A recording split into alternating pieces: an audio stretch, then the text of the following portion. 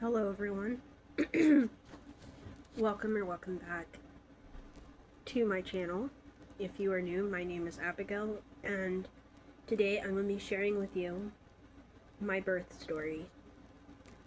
Now, I'm just mainly going to share like the highlights of it because honestly, if I shared every little detail, it's like a movie long, or like it could technically be turned into a documentary probably.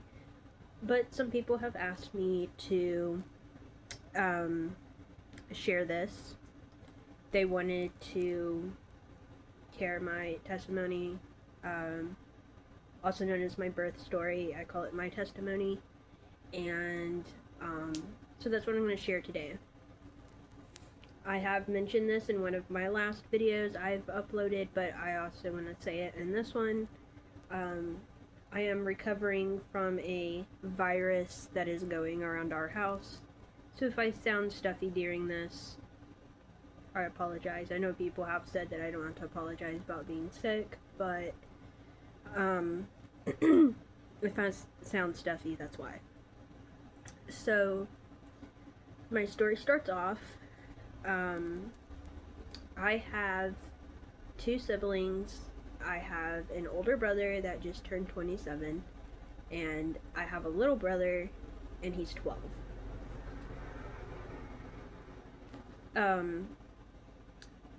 For this specific story, we're going to focus on mostly me because this is about me. But at this point, obviously only my older brother was born, so this is way before my little brother was born. So I was born 9/7/01, and I was born in Birmingham, Alabama. My parents decided that they wanted to have kids. I don't remember how many years after they were married, but it was, I think, pretty shortly after they got married that they decided that they wanted to have kids. So my parents tried for kids, and there was no success. I don't remember how long they tried for, but it was for a while, and no luck. And so they decided that they were going to adopt. And my mom said that, I don't remember if it was like right after they got the adoption paperwork or right before they thought about applying for adoption, my mom got pregnant with my older brother. And he had a completely normal birth, everything was fine. And my parents really wanted to do the older brother, younger sister type thing. So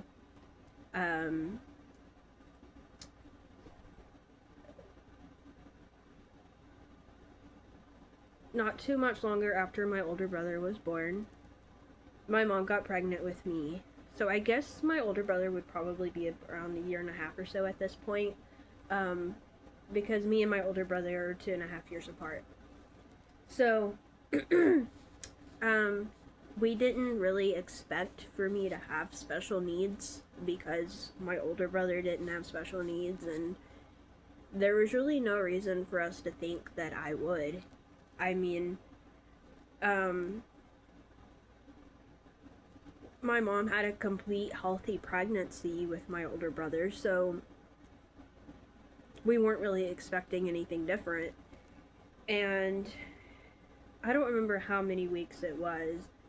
Whenever you have the test to see the gender of the baby, when my mom found out that I was going to be a girl, it also came on the scan that something was going to be wrong, but we wasn't for sure what it was going to be.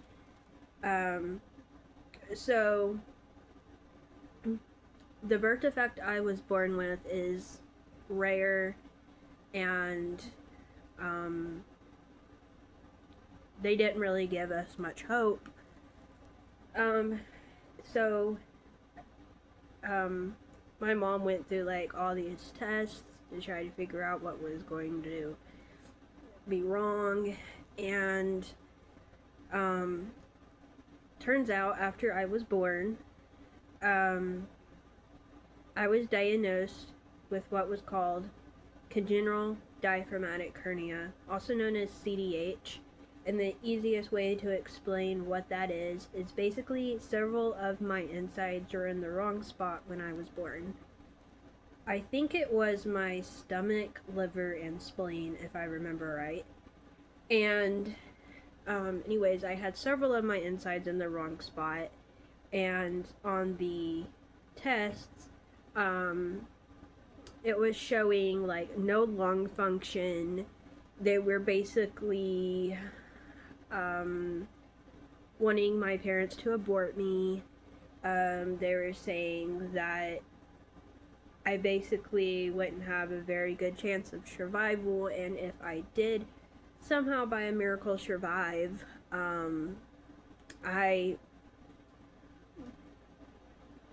do you put this?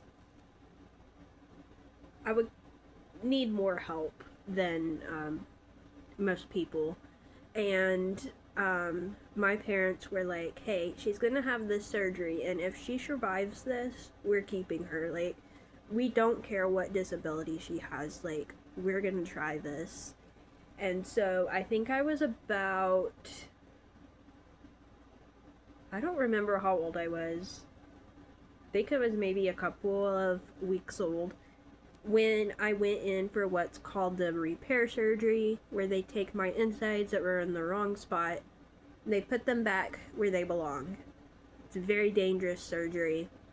A lot of babies didn't survive this, and so they were giving my parents like all the bad news, like, your baby's probably not gonna survive, your baby's probably gonna have this and that, and I mean, just like listing all the bad stuff. Also, I want to go back and say that congenital diaphragmatic hernia, CDH, it's also the birth defect is like a spectrum, like it can range from mild to severe, and my where I am at on that spectrum is very severe.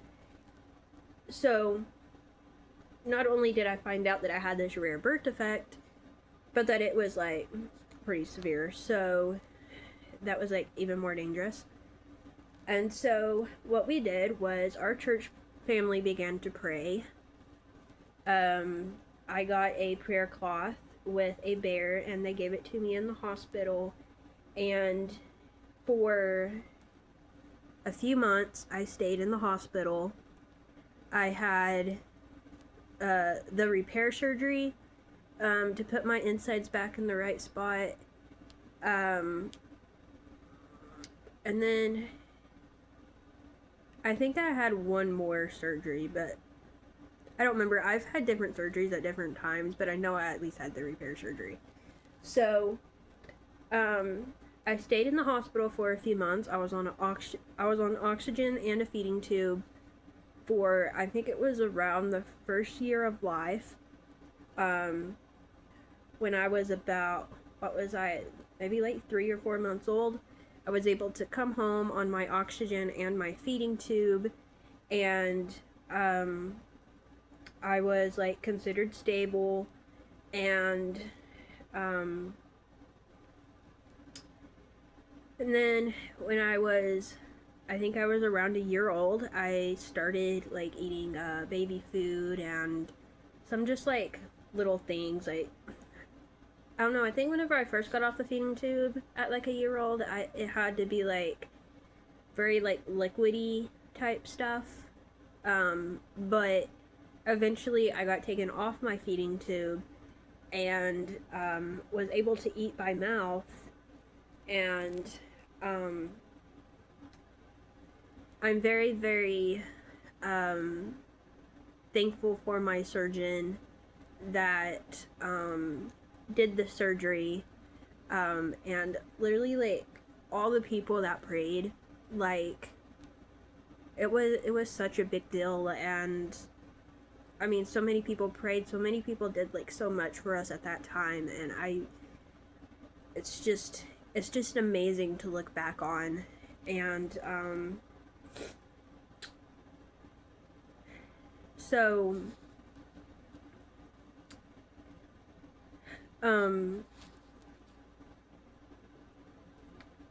let's see, I had the repair surgery, and then I had what's called a Nissan fundification, where it's it's kind of, it's like a form of weight loss surgery, but mine wasn't actually for weight loss. Mine was to like put my insides back in the right spot and be able to fix my stomach to be able to fit like back in the right spot and all that. So anyways,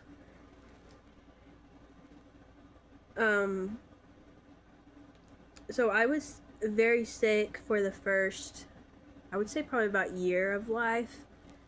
And then I eventually got off my feeding tube and my oxygen tank.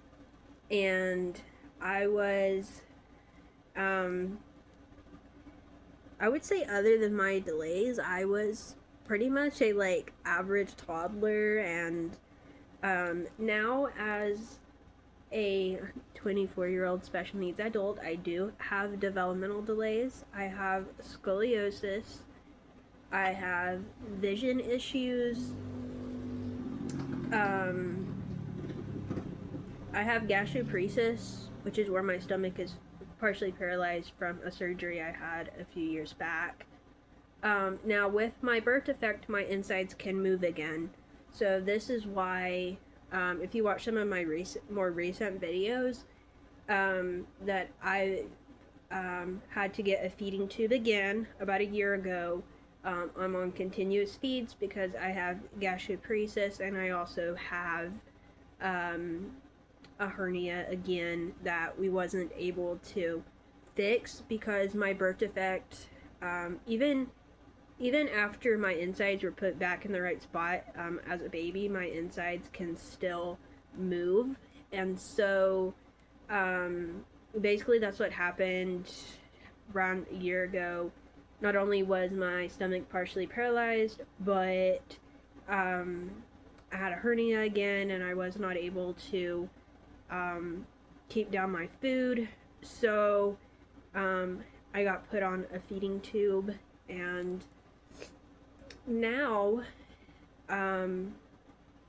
I am a very positive person. I feel like I'm a very happy person. I try to encourage other people.